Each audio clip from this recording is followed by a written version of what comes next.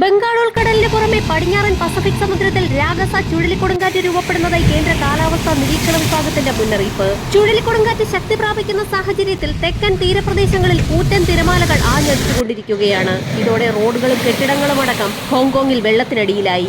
വ്യാഴാഴ്ചയോടെ ബംഗാൾ ഉൾക്കടലിൽ രണ്ടാമത്തെ ന്യൂനമർദ്ദം രൂപപ്പെടുമെന്നാണ് കേന്ദ്ര കാലാവസ്ഥാ നിരീക്ഷണ വിഭാഗത്തിന്റെ മുന്നറിയിപ്പിൽ വ്യക്തമാക്കിയിരിക്കുന്നത്. ഇത് തീവ്ര ന്യൂനമർദ്ദമായി സെപ്റ്റംബർ 27-ന് ആന്ധ്ര ഒഡീഷ തീരത്ത് കരയിൽ പ്രവേശിച്ചേക്കും. പസഫിക് സമുദ്രത്തിൽ രൂപപ്പെട്ടിരിക്കുന്ന ചുഴലിക്കൊടുങ്കാറ്റ്, നിലവിലെ ന്യൂനമർദ്ദത്തിന്റെ സ്വാധീനം, വരാനിരിക്കുന്ന ന്യൂനമർദ്ദം എന്നിവയുടെ ഫലമായി ഈ മാസം അവസാനം വരെ സംസ്ഥാനത്ത് പൊതുവെ മഴയിൽ അതിശക്തമായ വർധനവുണ്ടാകുമെന്നാണ് പ്രതീക്ഷിക്കുന്നത്.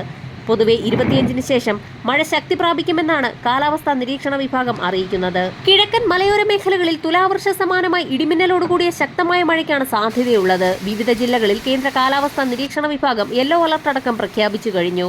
മഴയ്ക്കൊപ്പം മണിക്കൂറിൽ 40 മുതൽ 45 കിലോമീറ്റർ വരെയും ചില അവസരങ്ങളിൽ 55 കിലോമീറ്റർ വരെയും വേഗതയിൽ ശക്തമായ കാറ്റിന് മോശം കാലാവസ്ഥയ്ക്കും സാധ്യതയുള്ളതിനാൽ പൊതുജനങ്ങൾ ജാഗ്രത പാലിക്കണം. രാഗസ കൊടുങ്കാറ്റിന്റെ ഭാഗമായി തിങ്കളാഴ്ച അർദ്ധരാത്രി മുതൽ തന്നെ കൊൽക്കത്തയിൽ കനത്ത മഴ റിപ്പോർട്ട് ചെയ്തു തുടങ്ങി. 7 സ്റ്റേഷനുകളിൽ മേഘവിസ്ഫോടന മഴ രേഖപ്പെടുത്തിയിരിക്കുകയാണ്. കഴിഞ്ഞ 4 പതിറ്റാണ്ടിനിടയിൽ കൊൽക്കത്തയിലുണ്ടായ ഏറ്റവും വലിയ മഴയിൽ ജനജീവിതം താറുമാറായി. 10 പേർക്ക് ജീവൻ നഷ്ടമായി. നിരവധി ട്രെയിൻ സർവീസുകളും 30 വിമാന സർവീസുകളും റദ്ദാക്കി. കേരള തീരത്ത് കള്ളക്കടൽ പ്രതിഭാസത്തിന്റെ ഭാഗമായി ഉയർന്ന തിരമാലകൾക്കും കടലാക്രമണത്തിന് സാധ്യതയുള്ളതിനാൽ തീരദേശവാസികളും മത്സ്യത്തൊഴിലാളികളും അതീവ ജാഗ്രത പുലർത്തണമെന്ന് ദേശീയ സമുദ്രസ്ഥിതി പഠന ഗവേഷണ കേന്ദ്രം മുന്നറിയിപ്പ് നൽകി.